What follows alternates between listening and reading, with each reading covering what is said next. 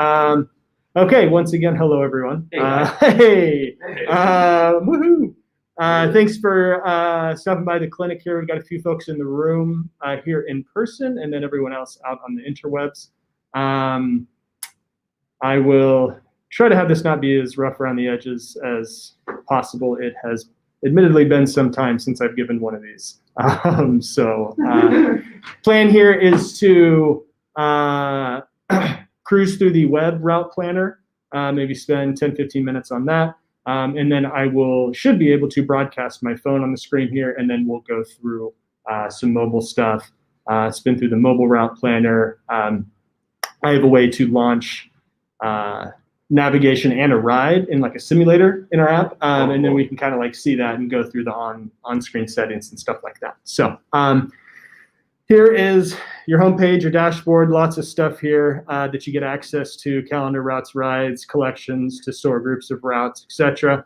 Route planner is right up here in the top, and that drops us into where everything happens. You got your map set up here. You can full screen the map here. You can collapse these left and right side panels, as we refer to them, here with these little buttons. You have your cue sheet over here in the left. This will list the number of routes on the screen and the cue sheet as we generate a route, which you'll see here in just a few minutes. And then we have all of our kind of action buttons here.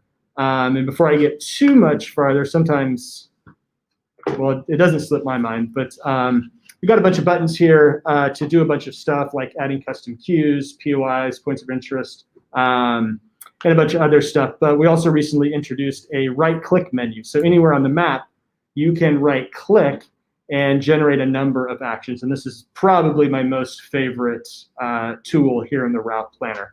So you can do things like undo, redo actions, add a bunch of stuff, get lat long, and then the very, very best one, show street view in right-click, which is pretty sweet. So, and we'll obviously get to that here in a little bit. Probably first thing we should touch on are our map styles. So we have a drop-down up here in the top right that says map, and this lists out 11 different map styles. Going from the top: map, terrain, satellite, and hybrid. These are all Google-based map tiles. We pay exorbitant amounts of money and license these maps from Google. While you are using these maps, you are also using Google's routing service. So as you click around the map and you generate the turn-by-turn directions over here utilizing Google's routing service. Below the hybrid one here are the RWGPS map style. These are our map tiles. These are map tiles that we style ourselves. This map style and everything else below that uses OSM's routing service. So uses OSM stands for OpenStreetMaps. So when you're using one of these map styles, then the routing will in theory be, well, it'll probably be pretty similar, but you may get some different stuff. OpenStreetMaps is a open source user generated platform. It's awesome. It's wonderful. It's great. Everyone loves it. It's so good, and we're so glad to have it around. And then Google is Google. So things are mostly the same, but sometimes things are not the same. And maybe we'll get into it here or find ourselves in a scenario, but kind of the biggest differences are OSM's less restrictive. Google is like downloading transportation data all the time and updating their maps and stuff. So for us here in Oregon, an example would be the McKenzie Pass Scenic Bikeway, or Scenic Bikeway that goes up Highway 242 outside of Sisters. That closes for the winter. They have gates, they close it.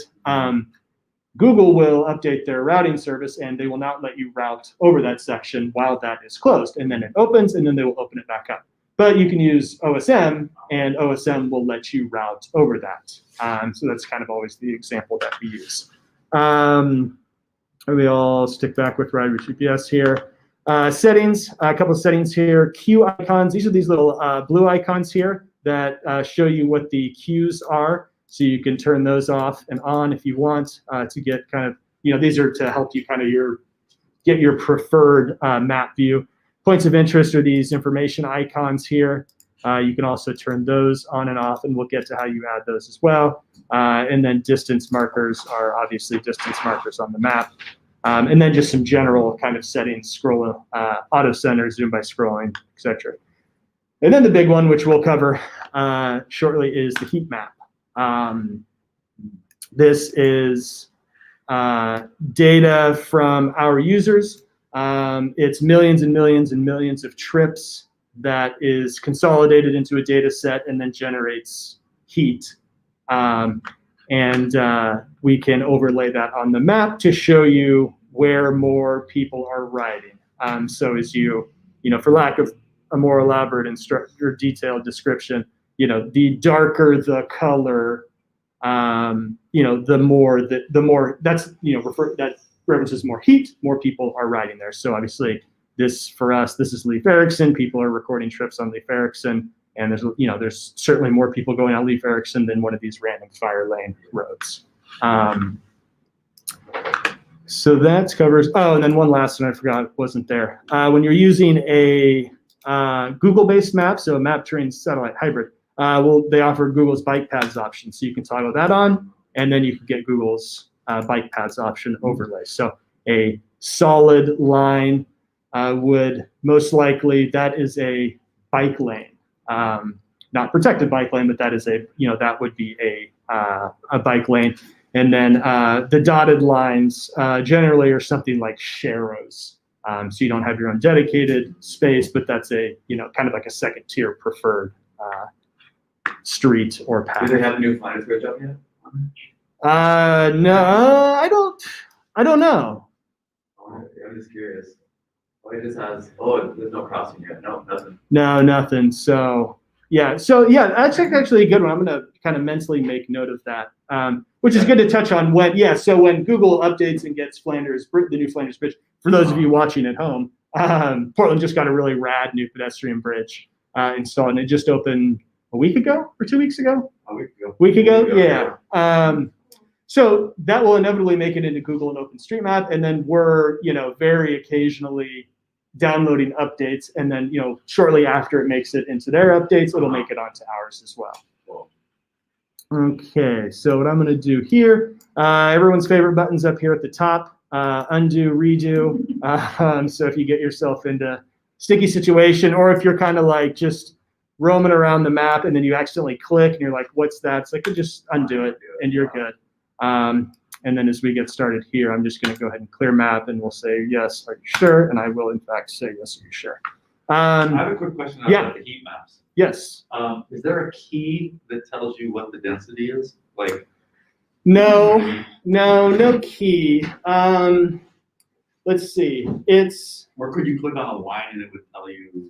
Not yet, but we're trending towards that. So the heat map data uses public trips. Right. So we said, okay, we're going to get a gazillion trips into our database, and then we're going to exclude all private trips, and then we're going to exclude all trips by users that have their privacy set to, their profile set to private. And then that leaves us with what we have, and then that's what is appears on here. We are working on the ability to right-click and be able to like extract a trip. So if you saw something, it's like, oh, that's interesting, some unique spot or something, you'd be able to right-click and get hopefully like a menu of trips from that spot, and then you could select it and view that trip.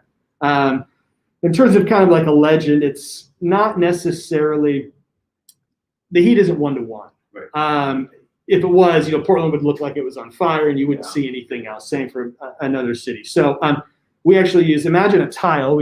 Let's look at a street grid here, I guess, and see if I'm asked. So we have a street here. Okay, perfect. So the heat of these map tiles and the heat as well each tile is surrounded by 8 other tiles. So here, let's use this one. So we have 1, 2, 3, 4, 5, 6, 7, 8.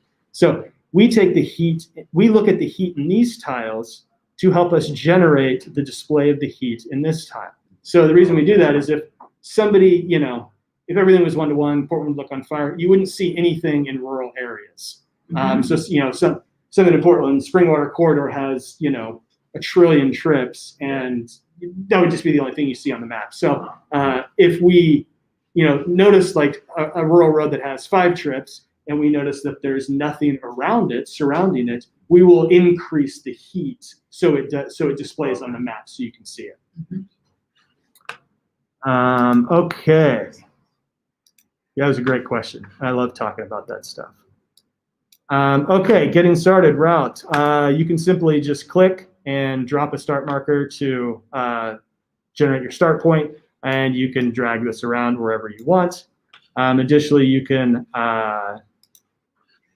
enter in a location over here, start here, route here. We already dropped our start marker, so I can route there or I can remove there. And then easiest way to plan a route is to simply click along and generate a route. Is this still keyword focused or is this something different? What's that? Like if you go, like you clicked out like Takibi where we're at, would it pull up by business or does it have to be by street? Like for point of interest or? Oh, so, and that's good. So we're looking at Google here. So these are all just Google's services here. So these have nothing to do with, I guess, our tools that we build around. I can certainly click on Ty Bloom here and get Ty Bloom's information and get Google Maps. And we actually will route you route there when you do select a point of interest. And I'm going to undo that. Or if I wasn't from Portland, I just want to say I need to find a CVS pharmacy. Would that? I don't. We wouldn't do a generic search. Okay. Correct. If you had an address, so like 404, Address, yeah. right? 404 Northwest 23rd. That is this. That's Snow Peak where we're at. Yeah, for sure. And if we go to another map, let's go to our WGPS. You'll notice we're not using Google anymore. Those services are gone. There are some things when you zoom in and you get additional information. I think OSM has OSM's got a good amount of stuff as well.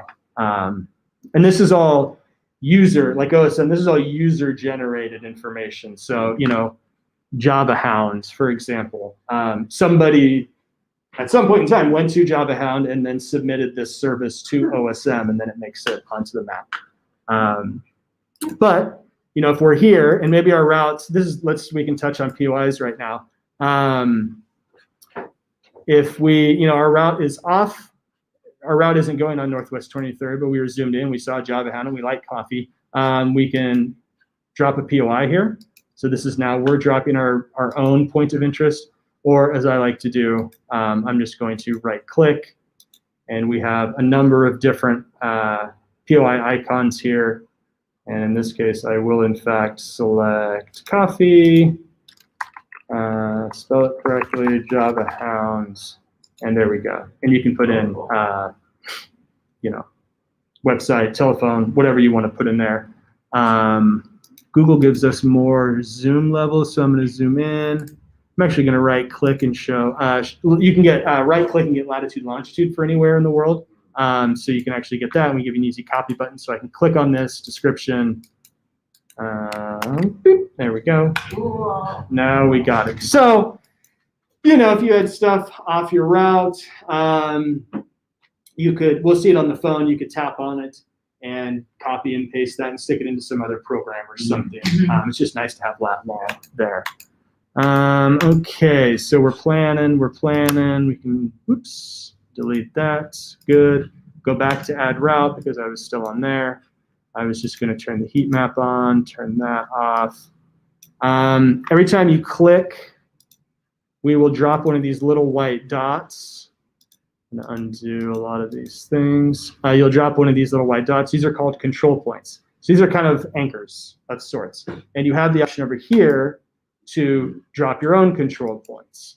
And what these do are these lock off parts of your route.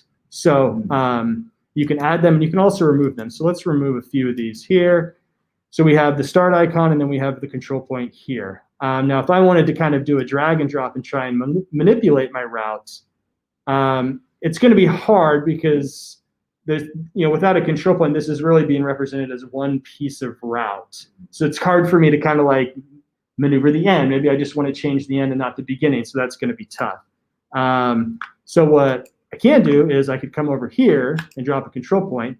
And now what this does is this locks off the rest of this route. So now I can grab in between these two here and I can do whatever I want. I could drag this across the ocean if I wanted, and it would not affect anything before or after. Correct, yeah. Cool. And if you can just simply drop it back. And this is a good, control points are great because I like to, if I want to move my start, I'll just stick one right after the start, and then I'll drag my start marker and be like, well, I actually live over here in Ladd's Addition, so I'm just going to drop it over here, stick it right in the circle, and now we. And then we're out to that control point. Yeah, correct. Yeah. You're just correct. So Yes. What I did was I locked off the rest of the route and changed only the part before that control point. Yep. Now go back to add routes. I can continue clicking. As we go, you'll notice, yeah, plenty of turns. You'll see that we're generating turn-by-turn directions over here. I'll zoom out once. You can kind of scroll along here and you'll see these. You can highlight them. You can select them by clicking on them. You can actually change one of these. Slight left to stay on Waterfront Trail. Stated to the right. You can edit any cue here, and I can save, and that will get changed. Does it have, go ahead. So terrain markers. So like, let's say you were going to go to this point on gravel. Would it change the way the path is drawn? Because like on other apps, sometimes it'll show like it'll go from like a straight line to like a dotted line. Or like, just like the quality of the road or the quality of the surface. Right. Good question. Not yet. In 2 months.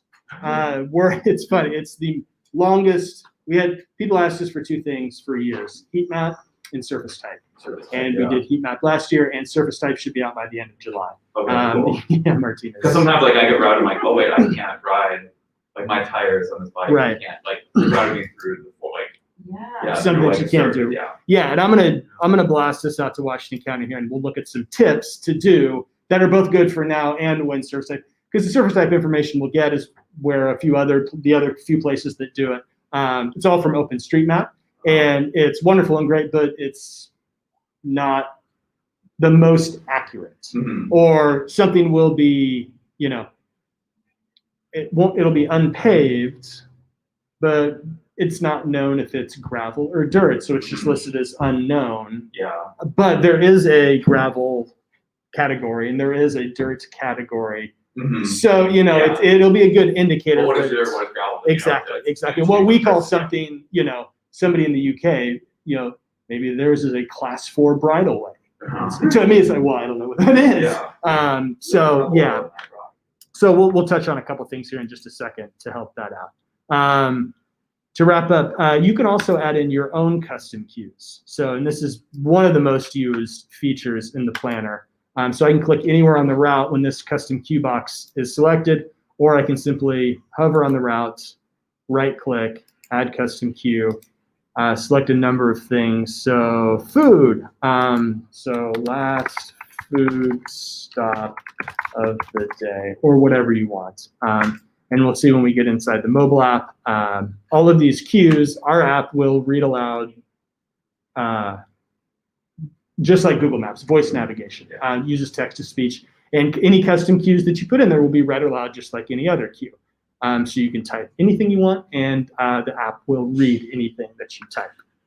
All right, let's get a big click out here. Oh, go back to Add Road. Yes. Burger. All right, so we're out here. Surface type stuff, just to get a better lay of the land. Our good friend, Mr. Street View here. So you click, you hold, you can drag this person around. General rule of thumb. Well, the definite rule of thumb is anything that is blue, you are able to street view. That highlights in blue. Anything that is not, you are not able to street view. And it's slowly not becoming the case a little bit less, but for the most part, or for an amount of time, Google wouldn't street view gravel roads. They would just stay on paved roads. Mm-hmm. So as you see things and you see like, okay, well, there's a road here, but there's no street view, not the worst chance that is gravel.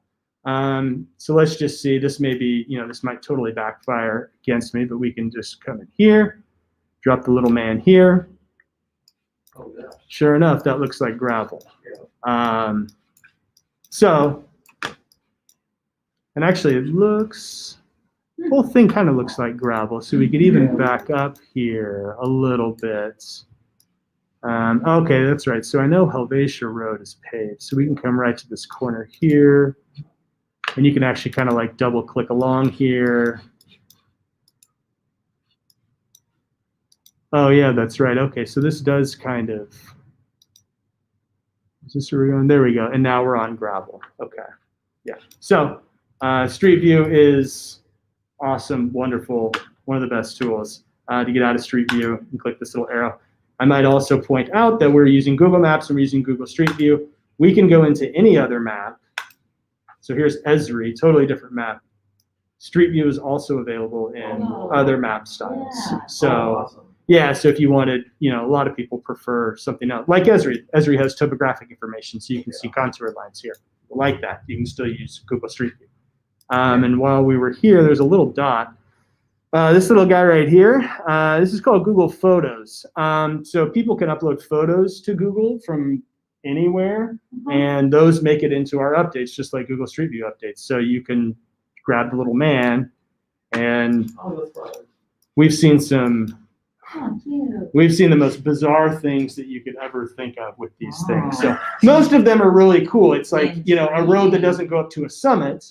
You can't Street View up there, but a lot of people have taken photos of the summit, so you can still get a view of the summit or whatever, or peaks or something. Google, it's really a cool tool. Okay, we're gonna get out of there. Didn't errant click, so I can undo. Let's see, elevation profile down here, nice and powerful. As you scroll along, you can see kind of the blue cursor on the route line. That's the, those are the matching points. You can click, hold, and drag and make a selection of the route. And you'll notice over here, these now become selection tools. So I can do a number of things here. I can actually change the route line color if it's, say, gravel or something. What I like to do, or what some people do, is make a selection and then click delete selection. Now we have two pieces of route. We have the beginning of our route, we have the second half of our route, and then we have a little green start icon that represents the start of the grayed out. So the grayed out route is the non-active route. But I can still plan around just like normal. And if I want to, I can select over here. So we have unnamed route 1, and if I hover over here, you'll see that unnamed route is the second piece. I can select this, and I can add a control point, and maybe I want this one to start over here. You can manipulate the two. You can load up as many routes as you want and do whatever you want. And then let's say for some reason that I'm satisfied with this, I can simply tap the green. I was on draw lines. I can simply tap the green box and connect the two. And for some reason, it gave me a straight line. So what I can do is add a control point. And I'll do this, and this will show us a little wiggle move. I need to go back to add routes. Oh, there we go, follow roads. Okay, there we go. Sorry, for some reason I was on follow roads. There we go. And now we've got ourselves now we're back to 1.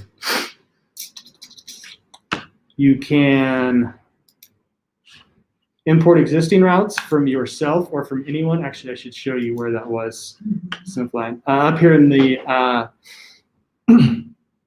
upper left corner, there's two things. You can add a new route. So what this does is grays out your original route and lets you just start planning a fresh new route. Or you can import an existing route. So we'll default to your routes and rides. So you can select a number of rides, you can select one, or you can just do a generic search. What is, sorry for the H word, but I just wanted to type up something that I knew was kind of out in this area. So this is, here's a very awesome, rad local group. Everyone in the room is shaking their head, nodding their heads, OMTM. So this is, OMTM, Elva North Plains Endurance Route. This is not a route that I own. This is from someone else. It's a public route. So I can select that route and I can load it into the route planner. And there we go. I can go back to this one. Let's say I didn't really want this. So I can remove this route. I'm going to remove. There we go, confirm. Okay, now we're back on here. And let's say for some reason this was my good route. I can simply tap here and now, right. So yeah, we just backed into, where I was like, okay, well, I'm going to start here and I'm going to plan a route. You know, I would have obviously loaded up this other route in the beginning, and then I would have planned the route for my current start location all the way out there. And then I can save it as one route and save it as whatever I want. And it had it as a green dot, and then you just connected it from your start point. Correct, yeah. Another unnamed route. Yeah, so let's say we're out here, and let's say I like this route all the way up to this point of interest here. So what I'm going to do is click and drag and hold and off. So let's go back here. I'm going to select all of this, and we'll select it, and I'm going to delete the selection. Great, so that gives us our first piece. And let's go back to import existing, and we will type in Bacona backwards. There we go. Let's load up another OMT route. And there's Bacona backwards. Oh, so they actually had it start over here. Okay, so this is fine. We will go back to our original routes, and we'll just go here. I obviously didn't do the greatest examples, but that's okay. So yeah, back to the point, it was just there was a question here in the room about the green dot. The green dot will represent the start point of any inactive routes. So the one here that's in red is the active route. Anything else here is an inactive route, and all you have to do is tap the green dot, and that will connect the active route with the route on that green dot. So add new, import existing, good. Duplicate, selection tools, trace. You can split a route. So if you have a super long route, I think you can, there we go. So you can click that. So this is good if you loaded up a long route. You can enter in the split route kind of environment, and then you can just click along the elevation profile and save individual days. So I could save this as day 1, and then save the other one as day 2. You can reverse a route. I should show, let's end the web portion on our trace tool. So here I'm gonna let's say I'm just searching rides, and I find a very cool ride by someone, and I click and I load it. Everything's looking great. This is perfect.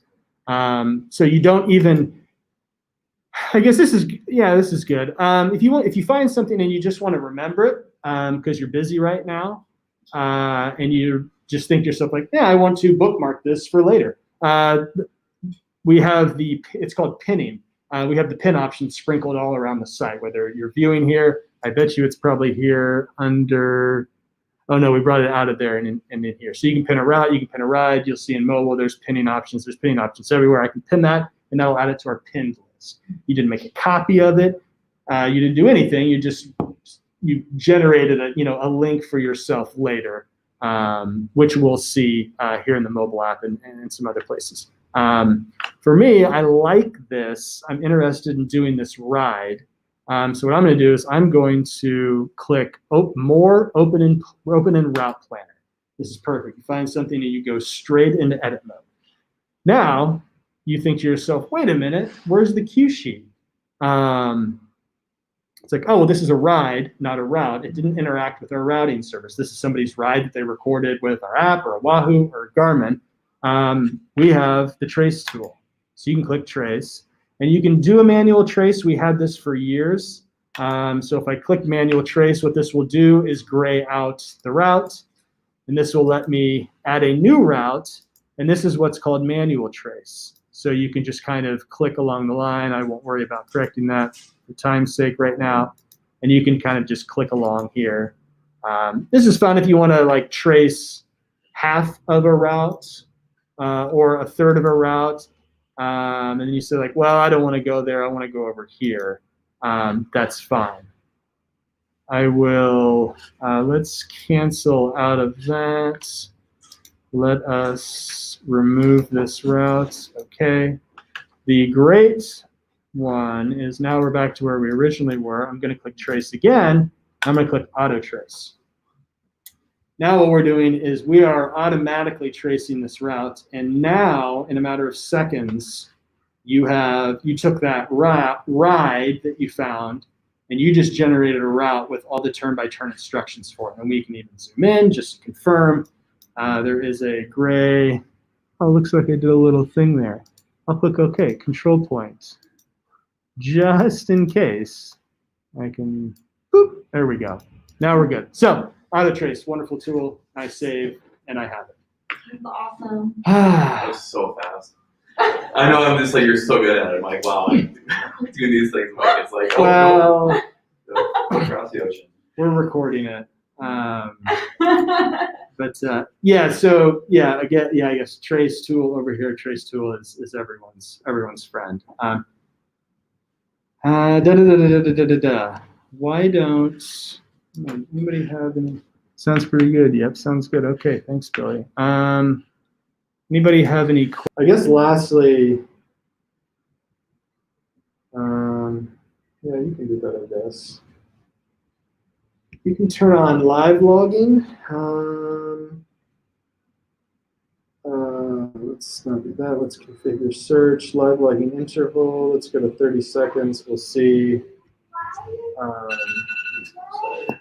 We can end on this. You have the ability to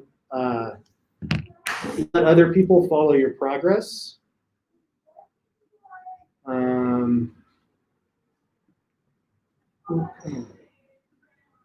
Oh, maybe that won't let me. We'll see. So this is, you can, I'm going to go back home. Turn right onto NF 4630. There we go. Yeah, we'll see. Profile. Let me see if I can go to, well, I guess for time's sake, let's go to help. You can, you have a live link that you can send friends and family. You can post to social media. You can do whatever you want, and they can follow your ride in progress. They can see lots of stuff that you could do. And we actually have a demo page here.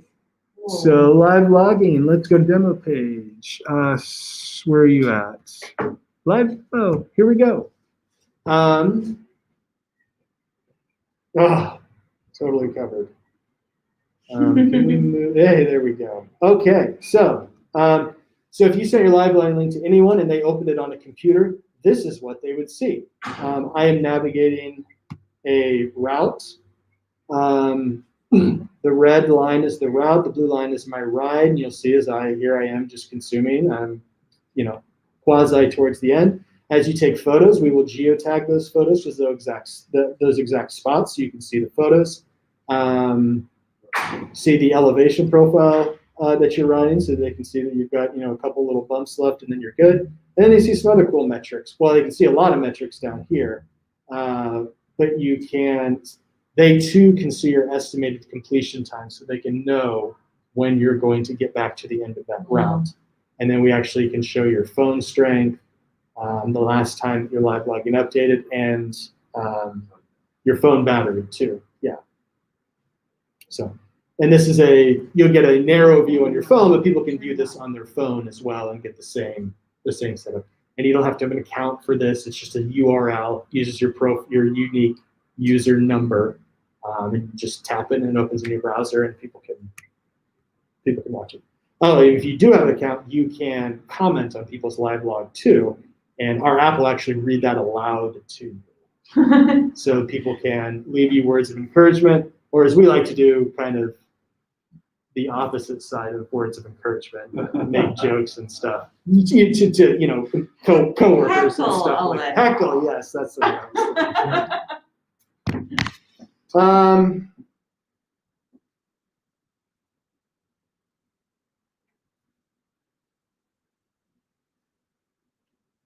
Questions? That was super. Thank you. That's a lot. It's a Wow, lot, yeah, yeah. I see Kevin, but the map is in this. Screen is still frozen. Well, maybe. Sorry, Billy, if you can still hear me, Billy. He'll be okay. Billy's a good guy. Billy's not learning anything new from me anyway. He knows everything. Photos, yeah. Wow. I guess for anybody, for non-mobile people, those are routes. All right, here's my routes.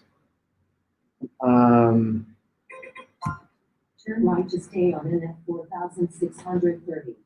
Are we there? There we are. We're riding. We have, when you're viewing routes or rides, send a phone, send to a different device. For Garmin or Wahoo people, we have send a device. You can do all sorts of stuff. Wahoo next.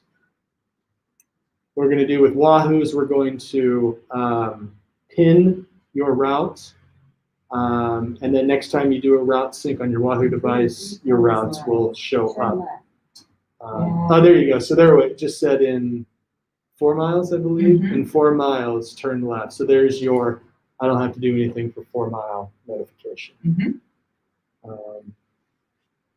And then similar to Garmin, with Garmin, you get a number of other, you can do a different file, but we generally recommend TCX files.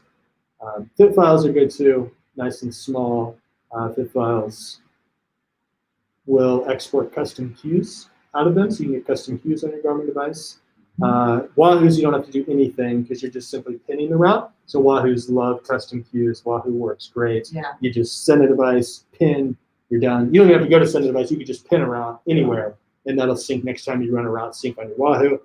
Garmin's will take custom queues with TCX files, but they won't take points of interest. A Wahoo does not take points of interest at all either. If you use a GPX file, do we have anything? Use a GPX file. You can if you're looking at a route that has POIs, you can export a GPX file with POIs as waypoints, and that will stick POIs. Export as file track. There we go. This little one right here. There we go. You can get points of interest on your Garmin, just as a little device walkthrough. What do you think, Martina? I love it. I can't wait to watch this again. Good. Just to slow-mo through a couple of the touch points. Yeah, no. I mean, that's like our fallacy. It's just like making so many tools, offering so many things, and then I need to try to condense it into an hour. And then I get excited and I get off on tangents. No, and I just think go to see it's cars. awesome. And you're having different like route ambassadors, right? Like kind of like vet out routes that are like do like just like Yeah. or like the fire closures, like you know like check out new routes and update them as well, right? Yeah. And So like, yeah. Aren't there like certified routes or like that like? We have an area ambassador program. So if you go to the find page, so here's our just generic find page. So I always like to use Sacramento as an example, just because since we're here in Portland, we have so many ambassadors. So I'm going to search Sacramento, California. We're going to get 324,704 results. So years ago, we looked at this. We're like, well, that's stupid. Nobody needs that many. So how am I going to get through that? So like, oh, we should like identify or put out the call for locals in the area to put together, in theory, the best of the best routes. And then we will elevate those in search rankings and help promote them. So out of the 324,000, Visit Lodi, since they fall into this 50-mile search criteria, they show up at the top because of all the 300 and some odd thousand routes, we want you to see Visit Lodi's routes for sure, because they have photos, they've been vetted, they have descriptions. We know that we know it's, I guess I just tapped on their profile. We know they're good. And we would want you to, for sure see a good route before, somebody's ride that may have whatever in there. Yeah. And there's a scoring process for all of the results. So things with photos are ranked higher. Okay. Routes with cue sheets are ranked higher because we Yeah. want you to find something with turn-by-turn instructions Yeah. as opposed Okay. to a ride. Yeah. View I'm wondering count. how they like come up, like what's the rank? Yeah. Is it like, did they spell port with a capital P? Or did they spell correct? Like Would there's we like, ding? I don't know if we would ding them for that. or like just like misspelling, like this looks like someone didn't know what they're doing. Like I'm Yeah. not gonna use that ride anymore. It's like, Right, yeah. So yeah, we use things like photos, cue sheets. Here we are back to Portland. And then things like view count help to okay. get up there. And then we actually have a directory, a separate directory. And you can go, these are all of our area ambassador routes. And just kind of click on it, and then you can kind of get the search results down there. And just in case one of our owners, my boss, Zach, watches this, just in the regular search, we have this little explore maps option. So you can collapse that, and you can kind of see What? on the map. I know, we're gonna do something with this. I don't know what we're gonna do with it. We all love this, Yeah. but we did it so long ago. I can't believe I'm not talking about this right now, because we're always joking around. It's like, we need to sit down and figure out what to do with explore maps, because it's pretty cool. But it also is kind of like just, there's no way anybody that watches this will know about explore maps. They will not have thought to. How do you do that? I don't even know how to get out of it now. I'm like, you click on something and then it popped up. And Right. Like, Maybe what? oh no, sorry, it was part of this. It's this little, Oh, it's a that little little locate guy. button. Yeah. It's Which just like, where the hell? I'm gonna, let's refresh this, because I think that might be, yeah. Oh, is So that yes, it's been, sometimes you get to a point where you neglect something because you know you're going to do something about it. So Yeah. we're actually, one of the third project from this moment in time, big project, we're redoing our Find and Explore on web and mobile. So this page is going to get a significant overhaul, and integration of the map will be there. So in this case, you can kind of, and if we were to go to the next page, this updated with the fresh list, with the fresh routes from this second page of search results. And then, you can kind of click on them and see. Oh, man, so stoked that I got to talk about this. cool? Yeah. So good. Yes. Cool. Thank you. Nice. Cool.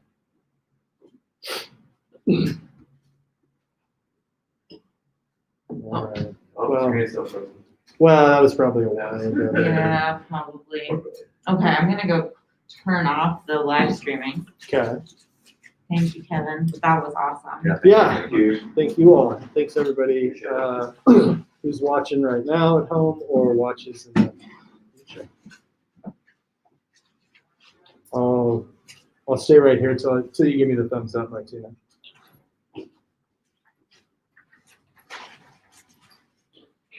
You guys do any of the OMTM stuff? Yeah, I did the winter ones. Oh, nice. Yeah. Awesome. But yeah, I've been scared of them, honestly.